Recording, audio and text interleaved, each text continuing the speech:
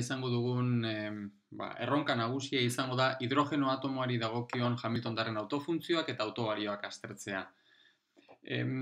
Problema hause, zer esanik ez, ezinbestekoa dugu lehenengo atomoak ulertzeko, hori da daukagun atomorik simplena. Baina gero bestaldetik ere, itzelesko garrantzi dauka, ze hori problema hau, erronka hau, da Schrödingerrek aztertutako problema, bere Schrödingeren ekuazioaren baliagarritasuna frogatzeko, konfirmatzeko, nolabait ze ikusiko dugun bezala, hortxe ateratzen diren autobalioen balioak dira Bohrren bere ereduan atera zituenaren berdinak, eta era horretan posiblea zen ulertzea hidrogeno atomoaren espektroa hori aspaldidanik neurtuta eta ulertu gabe zegoena. Eta horrekin, problema honekin, posiblea, konfirmatu ditzen nolabait Schrödingerrek proposaturiko ekuazioaren baliagarritasuna. Bestaldetik, hau da, atomoen munduan, fisika atomikoan, izan dezakegun problemarik simplena, ze bakarrik hidrogeno atomoak bi elementu, bi osagai dituelako. Lehenengo eta behin daukagu, nukleoan daukagu, protoi bat bakarra. Hementxe dugu, protoia. Eta gero bestaldetik, protoiaren inguruan, daukagu elektroi bat. Bien karga berdina dugu, protoiak duen karga da elektroiaren berdina, baina positiboa eta elektroia badakigu, minus E dugula. E horren balioa baita jakitea ezinbestekoa dugu, E hori da 1,6 bider 10 ber minus 19 kulom. Hau da, hau izango litzateke bien arteko distantzia. Eta, kasu honetan, oso ezaguna dugu eta badakigu kulomben energia zein den kulomben bi hauen arteko indarra, kulomben indarra, eta zein den kulomben energia potentziala. Energia potentziala dugu minus 1/4 pi epsilon azpi 0, bien arteko kargen biderkadura ekarratu zati R. Beraz, hau da daukagun energia potentziala. Gero bestaldetik, dakizuenez, protoiaren masa elektroarekin konparatuz oso handia da, ez? Gutxi gora bera, protoiaren masa, jarriko dugu M handiarekin, da 1836 aldiz elektroaren masa. Hau aldea itzela da, hau da gu konparatzea hegazkin batek duen masarekin. Hau da, hobeda ez imaginatzea ze gertatuko litzakeen bien arteko talka batean, bai? Orduan, hau dela eta, lehenengo hurbilketa bezala, gu kontziatu dezakegu, protoiaren masa hori infinitoa dela.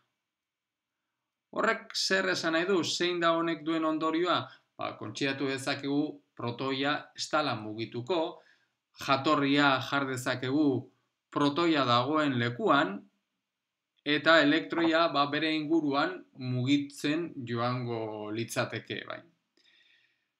Horrek nolabait simplifikatzen du gauzak, ze gu bakarrik arduratu beharreko ginateken elektroiaz, eta elektroien masa jarriko dugu M bezala, eta orduan partikula baten higiduraz arduratu beharko gara, bai? Orduan, hemen dagoen hurbilketa hau, protoiaren masa infinitoa dana, ez da derrigorrezkoa, eta pixka bat aurrerago ikusiko dugun bezala, azken finean bi gorputzak ditugu, eta bi gorputzen problema aztertu egin dezakegu, bai? Baina, lehenengo hurbilketa bezala eta gauzak ez liatzeko, hurbilketa hause kontziatuko dugu, eta hipotesi horren barruan lan egingo dugu. Bestaldetik, hau dugu hidrogeno atomoa. Bestaldetik ere, interesantea dugu behintzat aipatzea, atomo hidrogenoideak.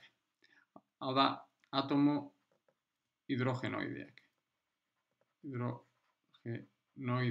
Atomo hidrogenoideak bakarrik elektroi bat bakarra dute, baina nukleoan daukaten karga, edo daukaten protoien kopurua, zeta ditugu. Beraz, zenbaki atomikoa nolabait aldatzen da, eta nukleoan daukagun karga ere aldatzen dugu, beraz, karga hause dugu.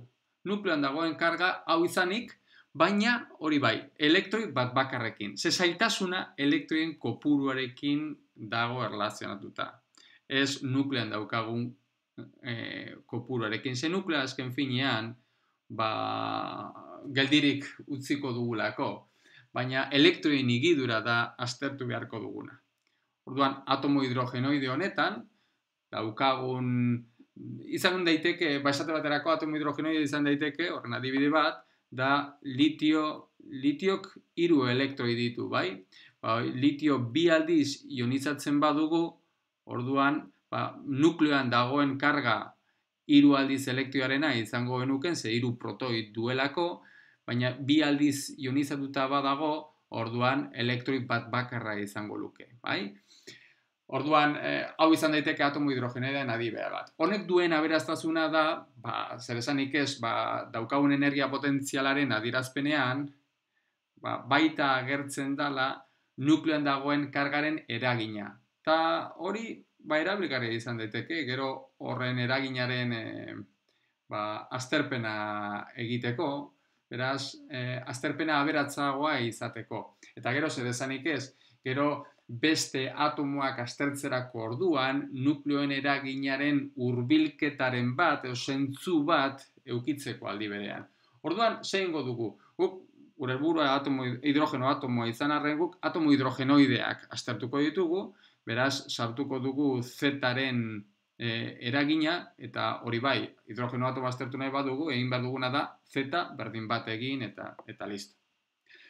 Bueno, beraz, badakigu zein den energia potentzialaren adierazpena, ikusten duzuenez adierazpen hause oso simplea dugu.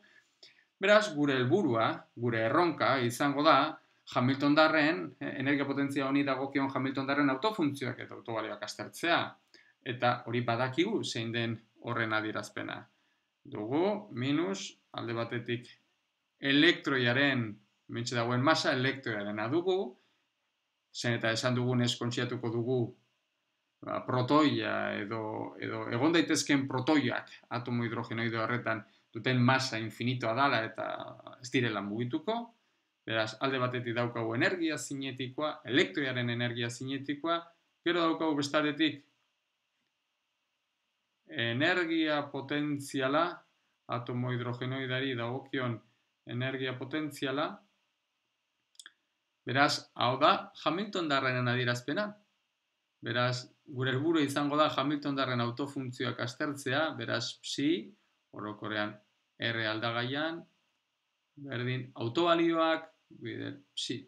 Beraz, hau da gure erronka. Karo, hau aztertzeko bide pixka bat pausuz joan behar gara, beste magnitude batzuk definitu beharko ditugu, momentu angelorra definitu beharko dugu eta horren ezaugarriak ere, baina gai honetan daukagun erronka nagusia izango da hauek ateratzea, ekuazionik dagozkion autofuntzioak ateratzea eta autobalio horiek ateratzea.